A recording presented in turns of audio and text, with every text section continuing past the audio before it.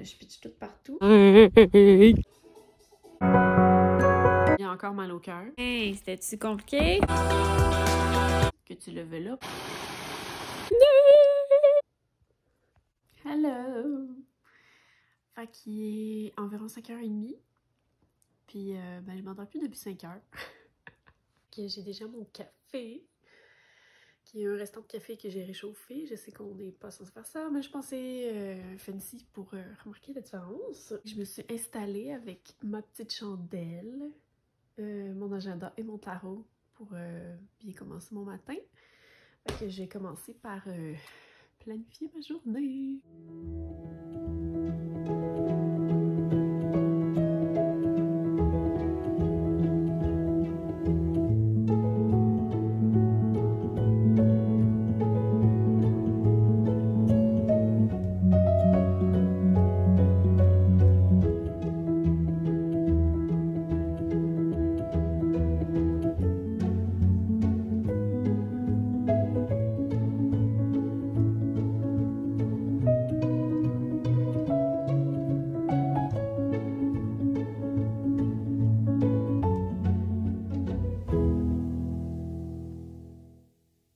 Vu qu'on est lundi, moi j'aime ça planifier dans mon agenda les grandes lignes de ma semaine, disons, les trucs que je veux pas oublier. Tu sais, ça...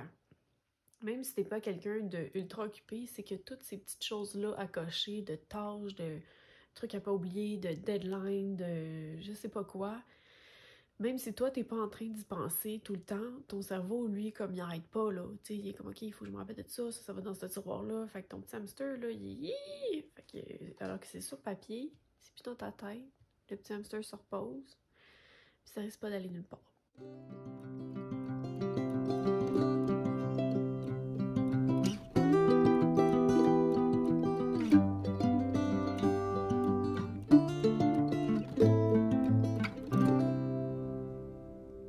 Fait que j'ai fini de planifier ma semaine. J'ai écrit dans mon journal. Puis là, qu'est-ce qu'on va faire? S'entraîner! Moi, j'aime ça commencer par les Bulgarian Split Squat.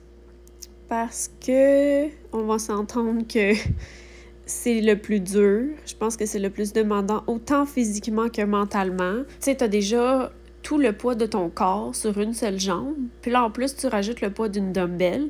Puis là, en plus, tu rajoutes l'équilibre. Puis en plus, tu rajoutes de pas trop t'appuyer sur la jambe qui est posée sur ton bench ou, dans mon cas, mon lit. Et vraiment juste là, en fait, pour t'aider pour ton équilibre.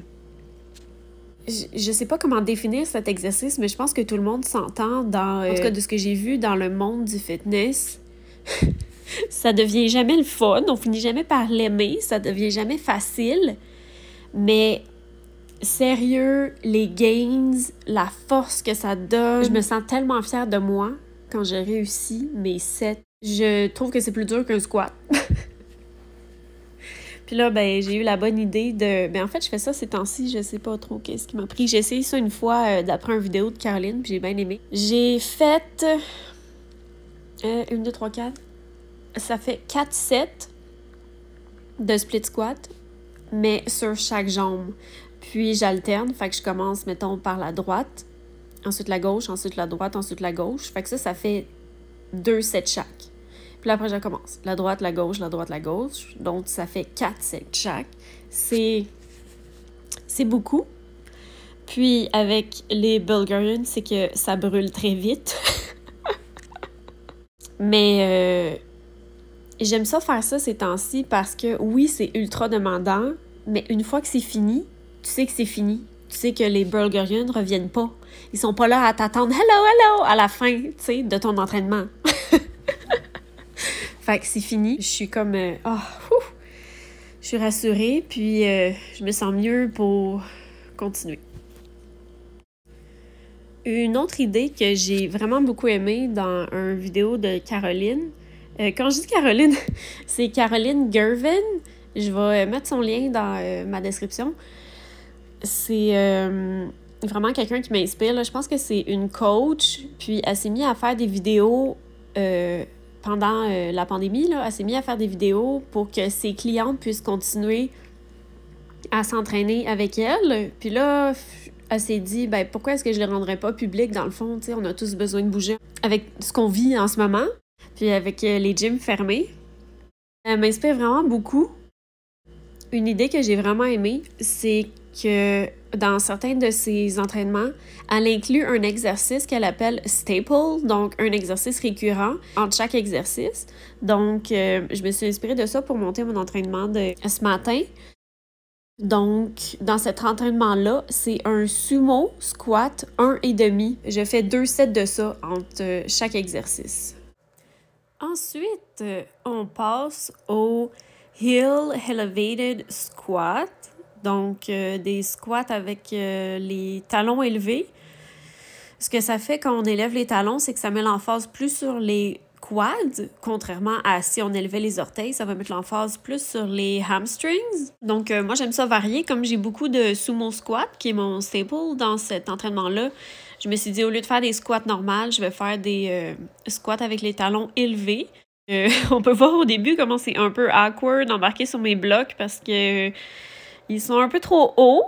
Dans cet exercice-là, je préfère mettre le poids sur mes épaules parce que je trouve que c'est awkward à tenir là, en gobelette là, devant moi contre la poitrine. Je sais pas, j'ai de la misère avec l'équilibre ou c'est juste pas confortable ou j'ai l'impression que mes bras ils forcent pour rien. Donc, je vais faire 4 sets. Je vais alterner avec des sets de 1,5 et avec des sets complets. Je l'ai trouvé dur aujourd'hui parce que mes quads étaient déjà un peu en feu à cause des Bulgarians. J'ai continué avec 4 sets de sumo squats. J'ai alterné un set de 1,5 avec un set d'environ 5 pulses.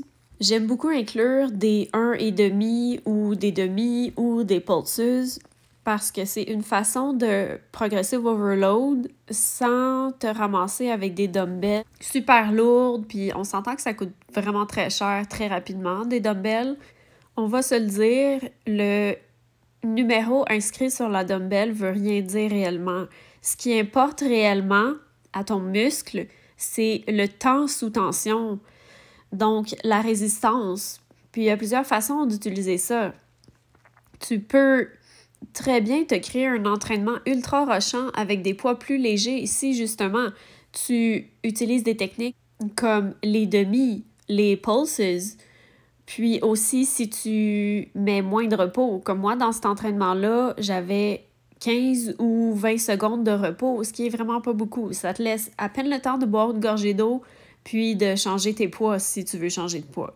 Mais en faisant ça, tu maximises le temps sous tension. Ce que j'ai fait aussi dans cet entraînement-ci, c'est que j'ai fait tous mes sets d'un même exercice d'un coup. Donc encore là, le même muscle et plus longtemps sous tension. Après tous mes sets de squats, j'ai refait le staple. Donc 2 sets de sumo squat 1,5 que je ne vais pas montrer parce qu'on l'a déjà vu. Ensuite, on s'en va dans les Romanian deadlifts. Ce que j'aime faire ces temps-ci avec mes deadlifts, c'est que comme je suis rendue à un poids relativement élevé pour moi et mes petits bras, c'est que mes forearms rushent vraiment à maintenir le poids contre mes jambes. Ça brûle, puis ça fait que c'est pas le fun. Ça fait que mes avant-bras lâchent avant mes hamstrings, ce qui défait le purpose de cet exercice-là. Donc, j'ai étudié des alternatives. J'aime beaucoup le staggered Romanian deadlift. Staggered, ça signifie une position un pied devant l'autre. Donc, je laisse environ un espace d'un pied derrière mon pied de devant, donc de la jambe qui va travailler. Puis le pied de derrière sert juste comme un appui pour aider au mouvement de levier. Il compte pas dans le mouvement, là. Il doit pas supporter ton poids, ou vraiment minimalement. Ce qui est important, c'est de garder la dumbbell vraiment près du corps. Il y a une image que j'aime bien, c'est imagine que tu peins ta jambe.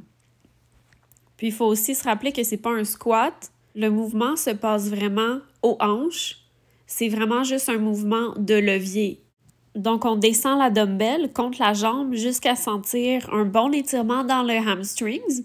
Puis Puis c'est important de garder en tête qu'on n'a pas tous la même mobilité. Moi, je vais quand même bas parce que je fais beaucoup de yoga, j'ai beaucoup étiré mes hamstrings.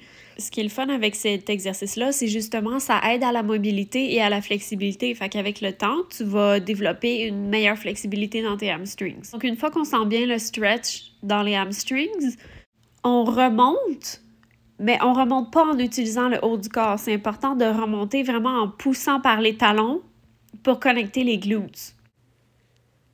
Pour mes deadlifts, je vais faire 4 sets, donc 2 sets sur chaque jambe. Après mes 4 sets de deadlift, je vais bien démolir mes hamstrings avec des hamstring thrusts. Donc, c'est un peu comme des hip thrusts, mais on va étirer les jambes plus loin devant. Donc, en hip thrust, plus tes pieds sont près de tes fesses, plus tu mets l'emphase sur les quads, puis plus tes pieds sont loin devant, plus tu mets l'emphase sur les hamstrings. J'ai fait 4 sets. Les 2 premiers, c'était des 1,5, puis j'ai terminé avec 2 sets normaux parce que mes hamstrings étaient vraiment en feu. Pour mes hip thrusts, j'ai fait 4 sets en alternant un set de 1,5 avec un set de pulses. En hip thrust, j'aime ça utiliser une bande de résistance parce que en plus de faire travailler tes glutes dans le mouvement de bas vers le haut, tu les fais aussi travailler de côté puisque tes genoux vont vraiment pousser contre la bande. Donc, ça aussi, c'est une technique de progressive overload puisque tu rajoutes de la résistance en plus de la dumbbell déjà sur tes hanches. Aussi, ce que j'essaie de garder en tête dans cet exercice-là, j'avais vraiment de la misère au début, c'est vraiment de concentrer toute la force, la poussée dans les glutes et non dans le haut du corps. C'est pour ça que le mind-muscle connection est vraiment important parce que, évidemment, tu veux travailler tes glutes. Donc, c'est vraiment les glutes qui doivent pousser contre la dumbbell. Le dernier, yeah! C'est aussi une variation qui m'a été inspirée par Caroline. C'est un Elevated Single Leg Hip Thrust. Donc, quand on élève le pied, qu'on peut faire aussi dans un lunge, par exemple, ça augmente le range of motion, ce qui augmente évidemment la résistance. J'ai fait 4 sets aussi, donc 2 sets sur chaque jambe. OK. J'ai fini de m'entraîner. J'ai encore mal au cœur. Je sais pas, j'étais pas prête, là. Ça doit être parce que j'ai upgradé un 35 livres. J'ai acheté un haltère de 35 livres en fin de semaine chez Walmart. J'étais rendue là, mais tu sais, c'est tout le temps un choc, là, de monter de poids, là. Puis, disons que les Bulgarian Split Squat, je les ai trouvés longs le matin, là. Je sais pas, j'ai eu comme la nausée, là. Tu sais, quand je fais trop haute intensité puis je prends pas assez de pause, peut-être j'ai bu trop d'eau, là. C'est une équation de tout ça, là. Je suis encore en train de gager tout ça, mais c'est pas grave. J'ai réussi. Je suis vraiment fière de moi. Je l'ai senti, là. Tu sais, la différence. Mais tu sais, c'est ça que tu veux, là. C'est tough. Mais je me dis, c'est pas en battant des Pokémon de niveau 30 que tu level up au niveau 35. Fait que là, j'ai été dans la douche, je me suis habillée pour aller marcher dehors, il y a de la petite pluie, ça va être trop cool, mais avant, je voudrais ramasser mon bordel d'entraînement, parce que moi, je pitche tout partout, j'ai pas le temps de ramasser pendant que je m'entraîne. Puis je voudrais aussi laver mes draps.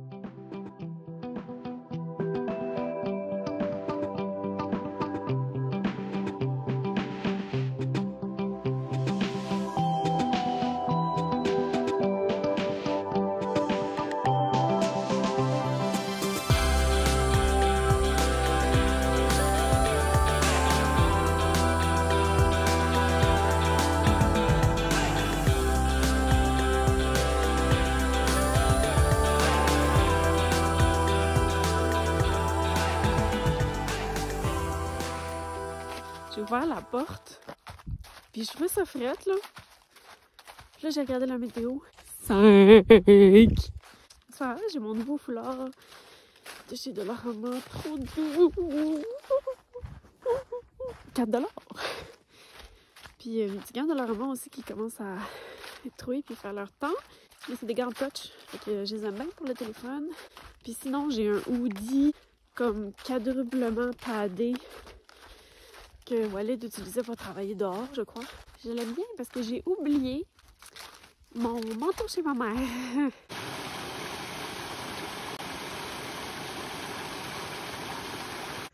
Pourquoi les humains sont comme ça?